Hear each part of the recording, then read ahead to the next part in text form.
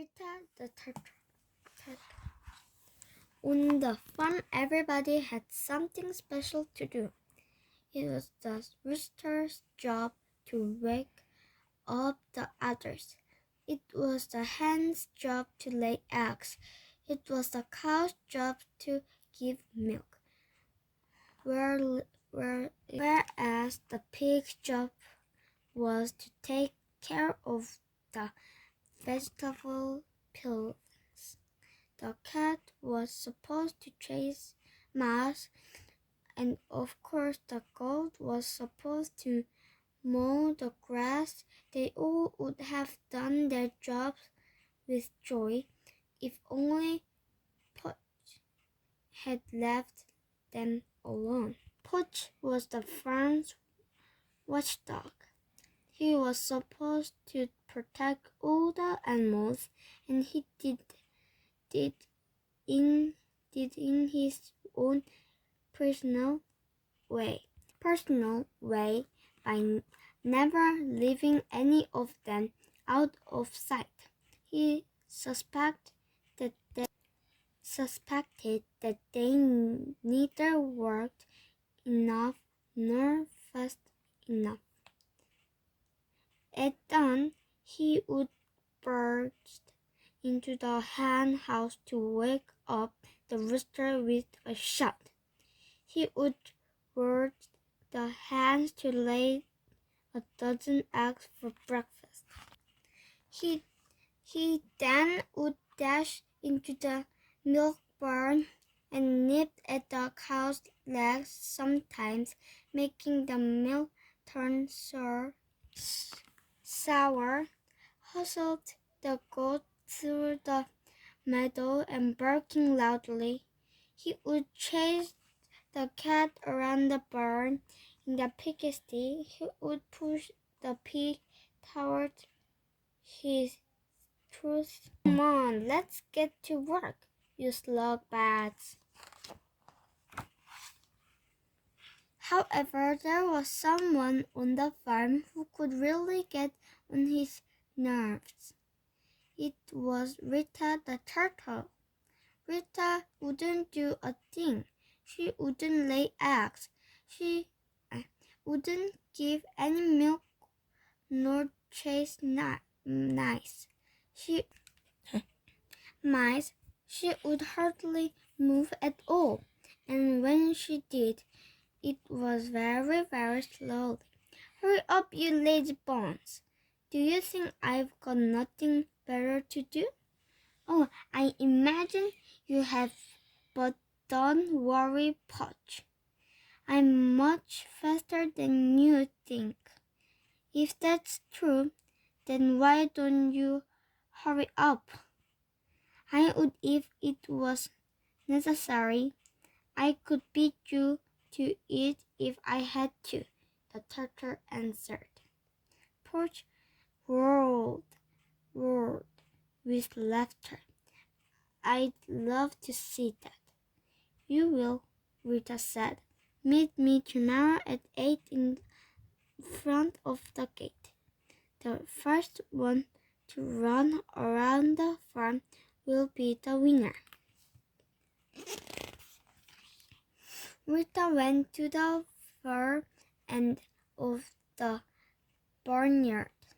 She had a lot of things to do before the next morning. Somehow she wasn't worried. Dogs can be fast, of course, but turtles have their own special qualities. First of all, they are smarter than dogs. And then, as turtles are always kind and nice. Anybody would do anything to help them. Finally, and this is the most important thing, turtles look all alike, don't they? The next morning, when Poch came to the meeting place, Rita was busy checking the stony path that ran around the farm. I'd rather run in the grass, on the other side of the hedge, not to scratch my shell," she said. "It's more pleasant to run in the grass than on the path," he answered. "But as you are smaller than me, I agree. If I lose," went on the turtle, "I will clean the kitchen garden." "All right, and if you win, I will give you my place," laughed the dog. They both started the race. Poach didn't feel like running flat out. Even if he took his time, he would win anyway, and still be fresh as a rose. So he started jogging along towards the hen house, which was the first checkpoint of the race. From the top of the farm roof, the rooster was checking the dog's progress. "Your start wasn't too bad," he shouted to him from his perch. "You're in second place." "Second place? What's not possible?" "That's not possible," said Poach. "Rita, you're cheating," barked the dog. "You have taken a shortcut." "No, I haven't," she said. "I'm here on the other side." He was now running alongside the flower garden. He poked his head out between two rows of bushes to make sure. Doing so, a thorn pricks his snout, but he managed to see, however, a small part of a shell disappearing under the foliage. The turtle was a lot faster than he expected. He had to catch up with her without delay. Poach accelerated towards the vegetable patch. The cat sitting on the roof of the barn was watching him come. "Rita's still ahead," he informed the dog. "And she keeps getting further ahead," added the flute-like voice the turtle.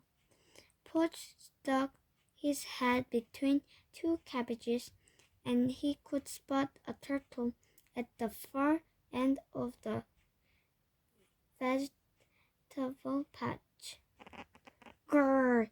It was hard to admit it, but Rita was faster than he thought. He could not possibly let that animal gain any more ground. From the bottom of a meadow surrounded by brambles and nettles, the goat was watching him come. "At last there you are," sneered the goat. "Rita was here quite a while ago." And indeed, when Poach risked one look over the prickly hedge, he could see part of the shell disappearing at the bottom of the meadow. "The turtle is surprisingly fast," Poach thought to himself, "but she won't last. I will get her in a long run." Speed up some more. The cow who was grazing in the pasture looked up to see him go by. "You'd better hurry up," she mooed. "Rita is really far ahead of you now." And indeed, when Poach looked up, he saw part of the shell disappearing into a blackberry patch. "Get ahead of me? I will take care of you," Poach barked without stopping this time. a turtle was certainly not going to get the best of him. Then he started running really fast. Only one more checkpoint before the finish line. By the edge of the pond, the pig was watching him come, his big fat mouth bursting into laughter. "You can't stop running," he said. "Rita came by so long ago. She must be past the finish line by now." That's out of the question. I can't let a turtle win," Perch roared. He was now running full speed as if all the devils from hell. The dog crossed the finish line and he collapsed. He was puffing as hard as a locomotive, and his tongue was dangling out of his mouth like a wet rag. These puffing noises woke up Rita, who was snoozing in the sun. "You've lost your bet, Poch. I'm really disappointed." Not to mention how disappointed all the other animals will be when they hear that the keeper of the farm is such a slowpoke. That he needed a substitute